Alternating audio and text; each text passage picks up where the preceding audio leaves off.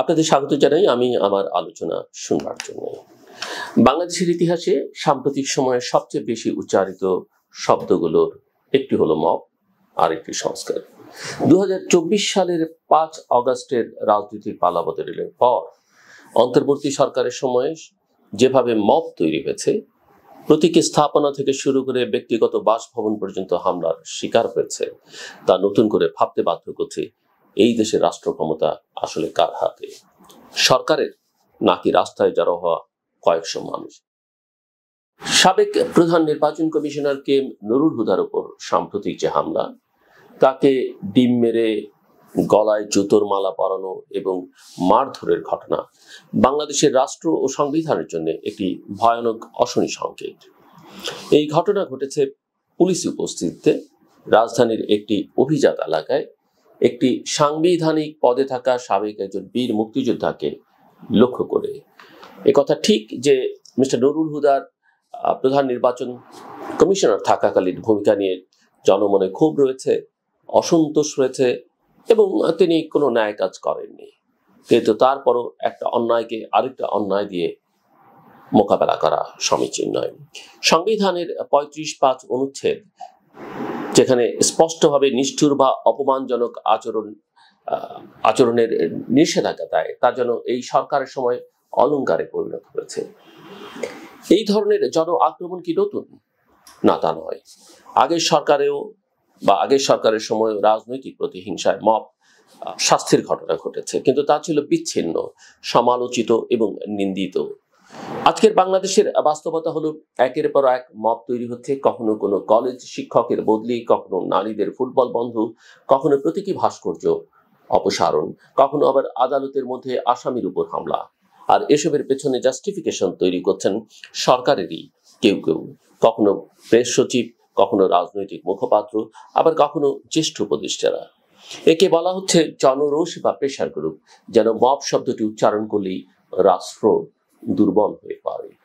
এভাবে শব্দ পাল্টে দিয়ে কি বাস্তবতা পাল্টানো যায়? প্রশ্নটা কিন্তু এখানেই।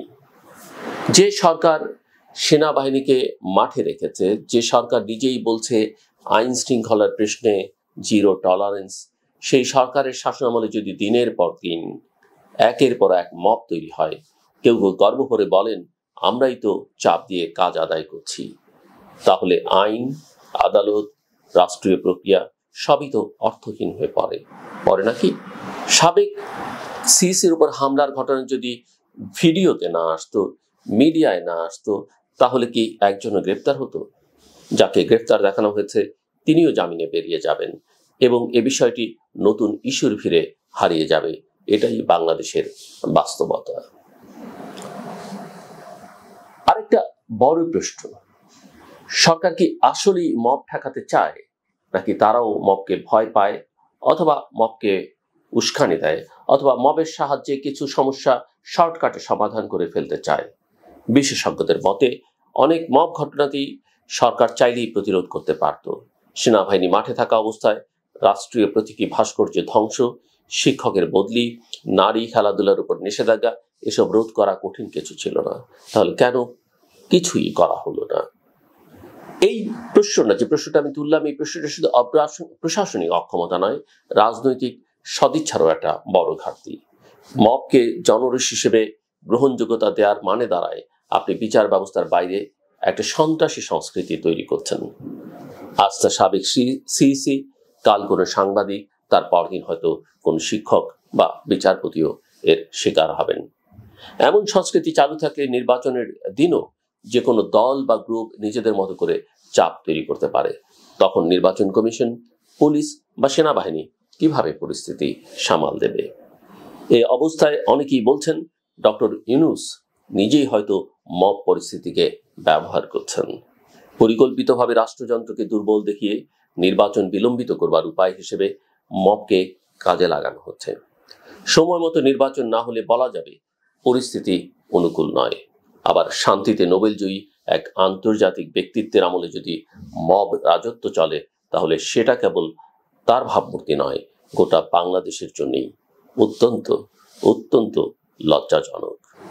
মোবাইল ফুটেজ, সংবাদ শিরোনাম, আলোচনার ঝড় এসবের ভেতর দিয়ে যে বাস্তবতা স্পষ্ট হয় তা হলো মব এখন সরকারেরও নিয়ন্ত্রণের বাইরে চলে যাচ্ছে।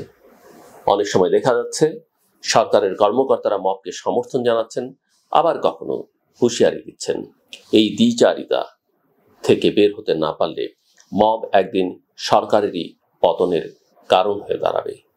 যারা চাপ সৃষ্টি করে দাবি আদায়ের সাফল্য উদযাপন করছেন কাল তারাই এই অরাজকতার শিকার হবেন। শেষ প্রশ্নটা থেকেই যায়, আমরা কি মবের শাসন চাই নাকি একটি ন্যায় বিচার ভিত্তিক গণতন্ত্র? রাষ্ট্র কি থাকবে জনগণের পাশে নাকি মবের পাশে? ডক্টর ইউনূস কি শুধু বিবৃতি দেবেন নাকি দায়িত্ব নেবেন? যদি এই প্রশ্নগুলোর জবাব না পাওয়া যায় তবে 2026 সালের নির্বাচন নয়, বাংলাদেশের গণতন্ত্রই বিপন্ন হয়ে পড়বে। যদিও অনেকেই মনে করেন নির্বাচন আসলে আরো আগে 2025 ডিসেম্বরে বা তারও অনেক আগেই হওয়া উচিত।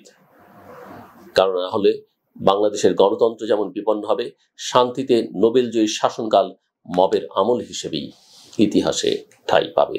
এবং তখন ইতিহাস কাউকেই ক্ষমা করবে না, না নেতাকে, না প্রশাসনকে, না নিরুত্তাপ হয়ে বসে থাকা নাগরিক সমাজকে। শেষ করবার আগে বলি, যেটা বাংলাদেশের ক্ষেত্রে আমরা অনেক সময় দেখি, বিভিন্ন অনুষ্ঠানে অনেক সময় দাওয়াত দেওয়া হয় আনুষ্ঠানিক বিভিন্ন কার্যক্রমের মধ্যে, যেখানে ড্রেস কোড মেনশন করা থাকে যে আপনি কি ধরনের ড্রেস পরে যাবেন। আমরা লক্ষ্য করি যে আমরা বাংলাদেশিরা অনেকেই সেই ড্রেস কোড মেনে চলি না। যিনি আমন্ত্রণ জানান বা যে প্রতিষ্ঠান আমন্ত্রণ জানায়, ড্রেস কোডে তারা যখন মেনশন করে নিশ্চয়ই তাদের মাথার মধ্যে কিছু থাকে, কিছু কিছু ফর্মালিটিজের ইস্যু আছে, কিছু কিছু সৌন্দর্যের ব্যাপার আছে।